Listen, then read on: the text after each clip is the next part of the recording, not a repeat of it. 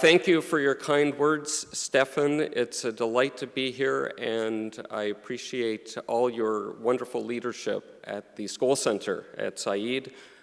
Social inspiration aside, you're our inspiration, and we appreciate the venue and the opportunity for us to be here. I'm very excited. Welcome everyone to the 9th Annual Skoll World Forum on Social Entrepreneurship. Flux, it's not just for breakfast anymore.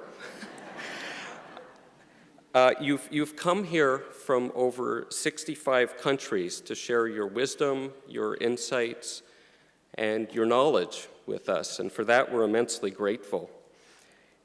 This year, I draw inspiration from a gathering that will be happening fairly soon in a place not far from here that also attracts extraordinary participants from all across the globe.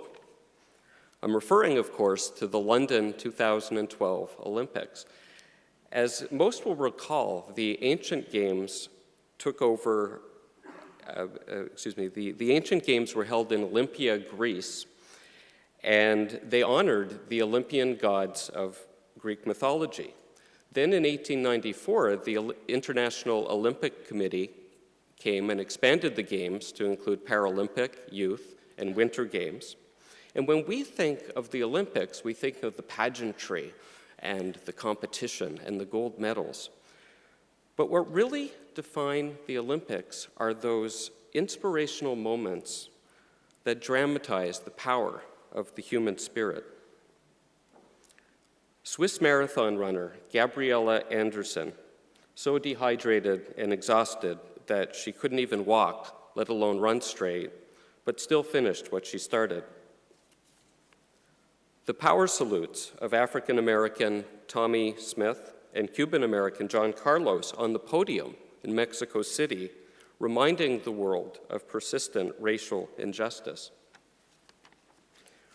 Derek Raymond of Great Britain, whose father leaped onto the track to help him finish his race when his torn hamstring wouldn't let him.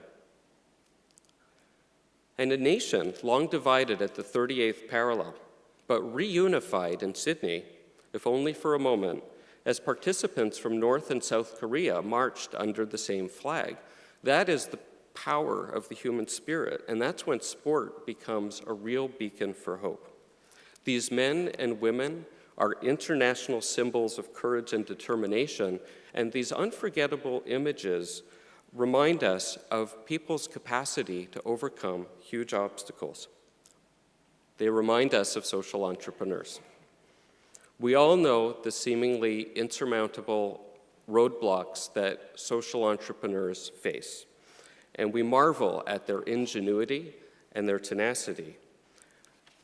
And while most social entrepreneurs would deflect any Olympian characterization of their work, I think we can readily detect some divine influences here. For example, we see Demeter, the goddess of agriculture, in IDE India's work, which has revolutionized drip irrigation for over 1 million smallholder farmers.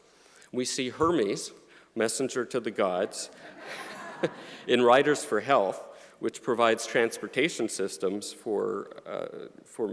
that enable healthcare for millions of people.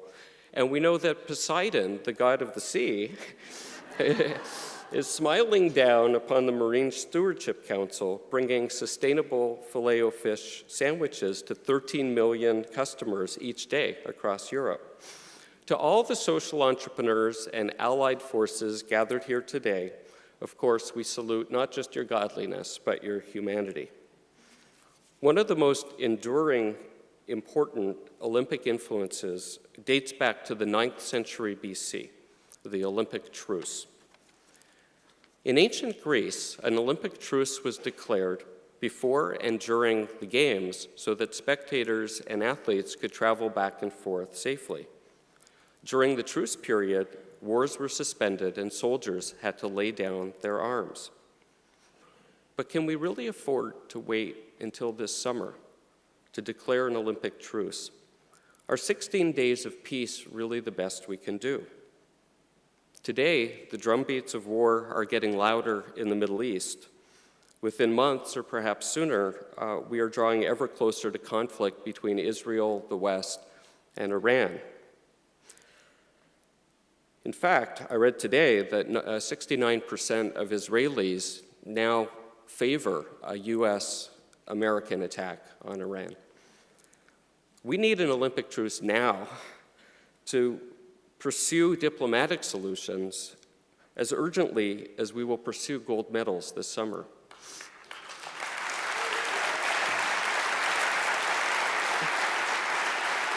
And moreover, it's possible. One person who deserves a gold medal is Kofi Annan, who just yesterday received agreement for a proposed peace treaty in Syria.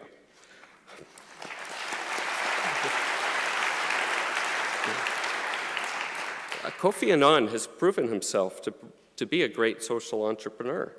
And just in case the Olympic spirit in social entrepreneurs still isn't abundantly clear, let me proudly point out that in the last Summer Games, social entrepreneur Jenny Bowen of the Half the Sky Foundation was the only American to carry the 2008 Beijing Olympic torch on Chinese soil.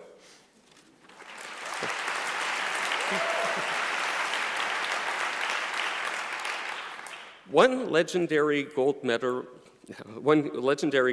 winner best captured the common ground between Olympians and social entrepreneurs when she said, "When anyone tells me I can't do anything, I'm just not listening anymore."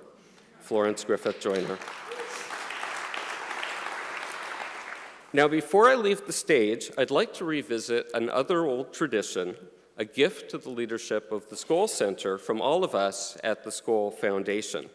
In honor of the Olympic spirit in all social entrepreneurs, I'd like to ask Stephen Chambers to rejoin me on stage.